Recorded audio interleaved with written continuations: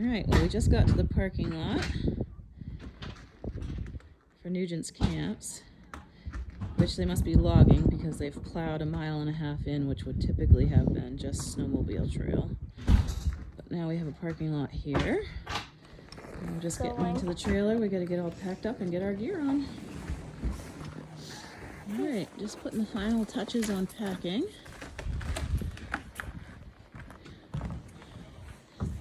John and Laurel over here.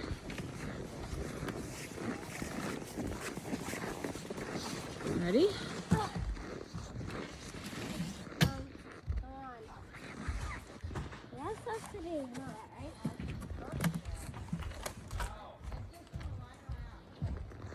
I know, I'm ready to go trail riding. I know, it's so beautiful. Perfect weather.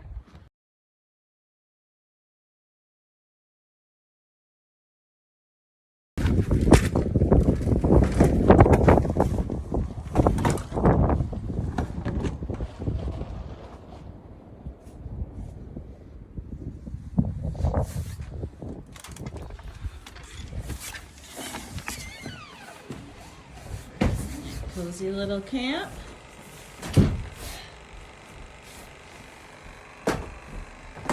Fire going for us. Wes is gonna sleep out here on this bed, he thinks. And this bed we'll just use for storage. And then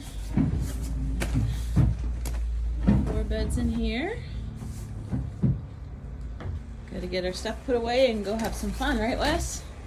Yeah. Wes wants to stay in the camp and play cards. We told him that's for tonight.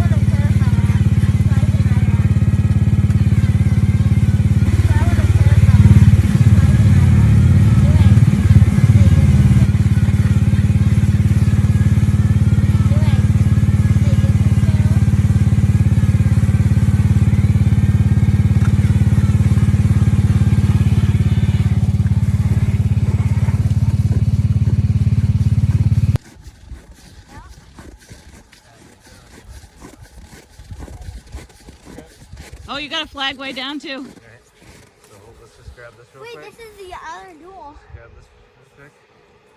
It was the same duel, Mom. Really? It wasn't the same craps, but it's probably gonna be another shot.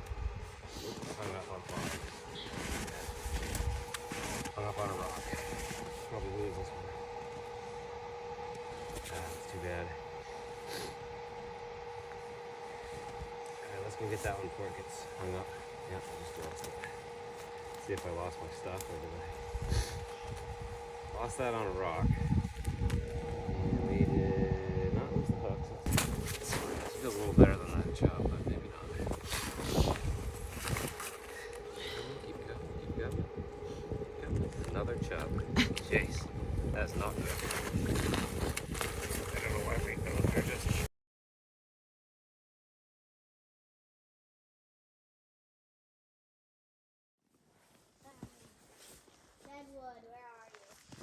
Quite a pile going already. Just need help dragging it out onto the ice. I've had 2 flags. I didn't go to either, but Wes reports 2 chubs. John's still setting his traps down that way somewhere. And Tim is up the lake that way somewhere checking his.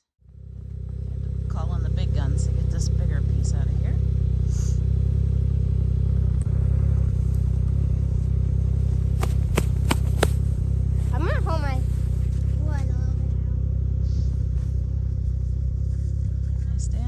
Not too much wind and a little bit of sun.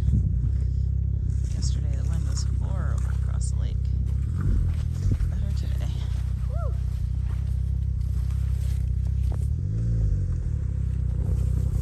See.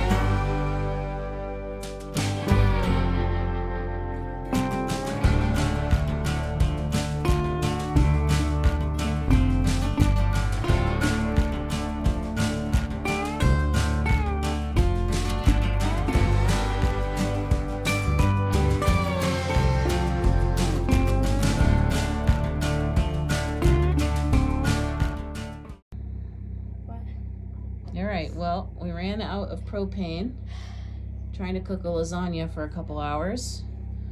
So we're currently playing card games, Cribbage and Skippo by Headlamp, while the gentlemen are outside with the camp owner hooking up a new bottle of propane. So we'll be back in business shortly. And Wes, what's the temperature outside? Probably like -2. -2, and I don't know that it really is, but it is cold.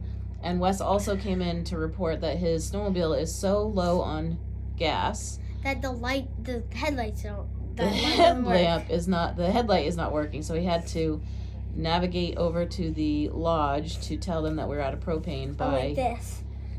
by It's over here. headlamp. No, it's over Right. here. Light 'em up. Like normally I'm just like. So we're gonna have to Now refuel it's his like, sled in the morning. Okay. I think That's it's what's this- happening so far tonight. Oh yeah.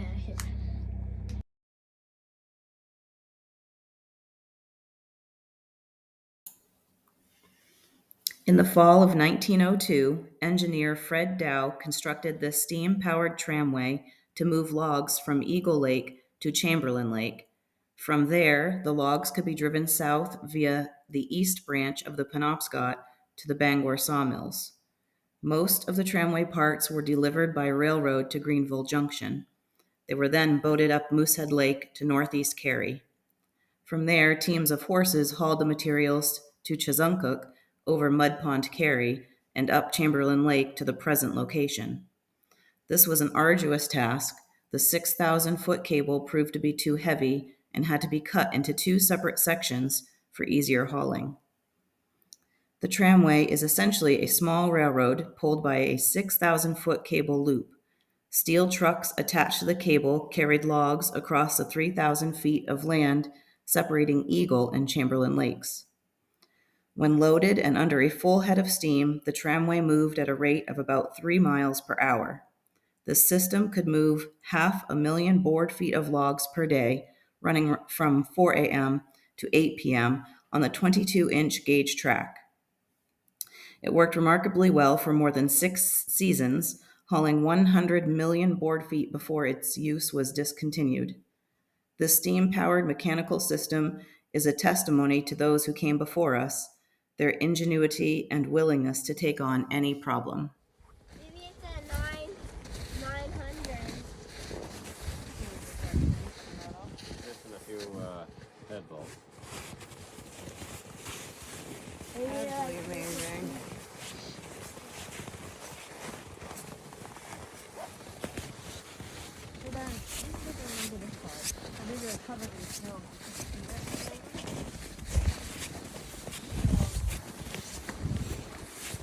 Quite the reduction there. Well, there's a group that's been restoring it. So they built all this to mimic. Was this here last time? Yeah, The wood. I believe it was. I have a picture of that, Laurel, from last year. This is the steam engine that drove the cable for the tramway. It has nothing to do with the train. Right. So this cable went from here to Eagle Lake, and then it had this trestle structure, and it went the whole way. And then it had these cars that would ride in the car. The cable would tow the car, and this is the engine that drove it. And it was 1 mile, so the cable was 2 miles in a loop. And they drug the cable up here by with horses in the wintertime over the ice from Bangor. And what was the lake? What lake did they get stuck on? The horses got stuck on one of the lakes, and they had to cut the cable in half because it was too much. And then they split it, so they split the load up, and then when they brought it here, they spliced the cable back together and then put it then installed it. Some sort of keyboard there. Yeah, that shiv right there must have, and so that grabbed the cable maybe. So it had it. It must. So yeah, there it is. There's the rest of it right there. Yep. And that cable, that's the cable, and it underran underneath to return. And I don't know how the cars did it. Well, actually, that's what they did. Look, I guess the cars flipped over and ran underneath. During the winter of 1926 to 1927, Edward King LaCroix, using Lombard tractors, hauled all the materials used to build the Eagle Lake and West Branch Railroad. LaCroix sold his operation to Great Northern Paper Company before its first trip on June 1, 1927. The Eagle Lake and West Branch Railroad was used to haul pulpwood from Eagle Lake to Umbazookas Lake, where it was then driven south on the Penobscot River drainage to the paper mills in Millinocket and East Millinocket. Pulpwood was loaded into the 12-cord log cars by 2 conveyors. The floor of each log car was tilted 6 inches, as were the tracks at the terminal end, which extended 600 feet into Umbazookas Lake. The pulpwood was dumped into the lake by pulling a pin that released the hinged sides of the log cars. In an average week, the Eagle Lake and West Branch Railroad hauled more than 6,500 cords of wood. Smaller Plymouth locomotives unloaded the cars at Umbazookas Lake, then loaded the cars at the Eagle Lake end. This allowed the locomotives to refuel and take on water. When the railroad operation ended in 1933, the locomotives were obsolete and not worth transporting for reuse elsewhere. Remains of the 1,500-foot trestle, which crossed the northwest arm of Chamberlain Lake, is still an impressive sight.